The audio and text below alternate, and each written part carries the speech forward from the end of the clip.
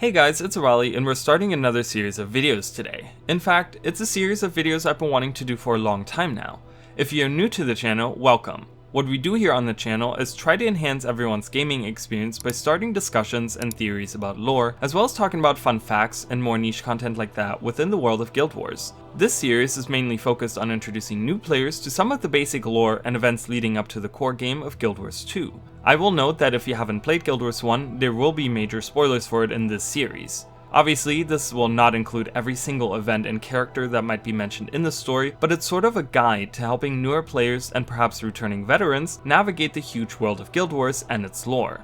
To keep these from being gigantic videos and make them more bite-sized, I figured I would tackle each region separately. This video serves as an introduction to the introductions and helps you understand each regional video from here on. As a new player, you might wonder what I mean by regions. Let's have a look at an overview of Tyria. This is a map of Central Tyria. For now, this series will focus on these regions and not any of the newer expansion maps. This might be something we can tackle at a later point. If you have not played the first game, I will tell you that the maps align fairly well, and ArenaNet, the developers of the Guild Wars series, have done a really good job of creating a connected continuity of events and places. If you are interested in seeing some comparison between places in Guild Wars 1 and 2, you can check out my comparison streams on my channel.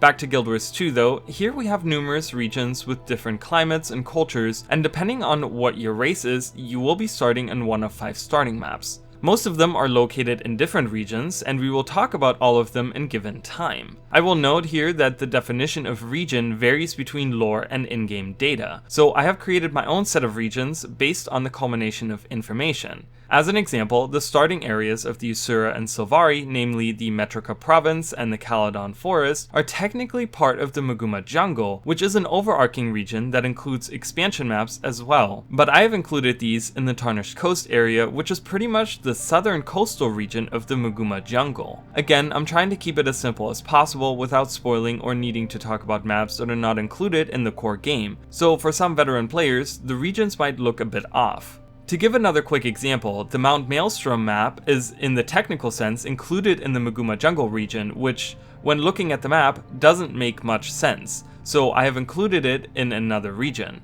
Let's finally look at what regions I will include in this series. We will start with Ascalon, that is right over here on the east side of the map.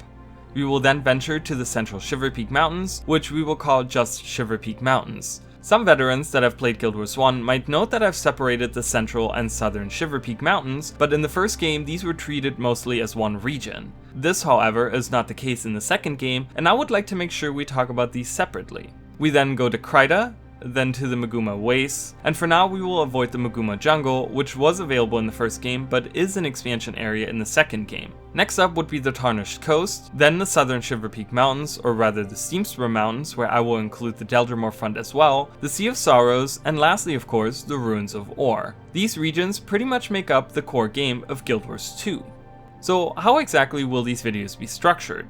Well, at first I thought we could talk about 3 separate categories for each region, these being the region in general, major events, and then characters. The issue here was that many characters are important based on certain events and time periods and vice versa, so I figured we would be doing them in the style of my history of videos. If you haven't watched any of those, that series of videos talks about certain subjects and goes along the timeline to highlight all that's happened involving this subject. This would seem to fit pretty well for this series, but again, to keep things from being bloated with too much information, I want to keep them fairly short.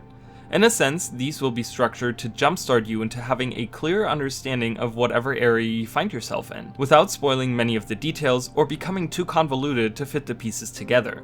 Speaking of spoiling, since this series serves as an introduction, we will be talking about events leading up to the core game of Guild Wars 2, meaning that events that happen on the maps and that can be found in-game will only be slightly mentioned, and I won't go into too much detail since this would spoil the actual game. I want to entice the newer players to want to find out more and not explain the entire story to them. One last important detail to address to make consuming this series easier are the dates of certain events.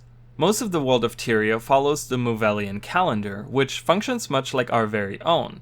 It is split into 4 seasons, and each year lasts 365 days. The seasons correspond to our own, with the Season of Zephyr being spring, Season of the Phoenix being summer, Season of the Scion being autumn, and Season of the Colossus being winter. There's also a Canthan calendar, but to keep this from getting too elaborate, we will only be using the Movelian dates.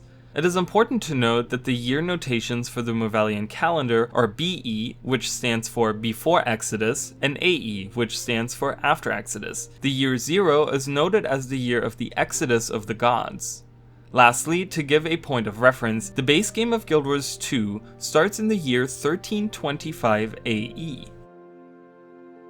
That will be it for this short intro video to this new series. I hope this set of videos will help to give players, new or returning, a fairly good idea of what is going on when they start up the game and they hear random NPCs talking about whatever is happening in the world. Guild Wars 2, with having so many voiced dialogue lines and so many years of in-depth lore, can be very confusing and hard to get a grasp on at first, but perhaps this series will help alleviate some of these things and can strengthen your understanding of Guild Wars lore as you venture further into the game. Make sure to like and subscribe and stay tuned for more videos just like this. Thanks for watching, and I will see you all next time. Bye guys!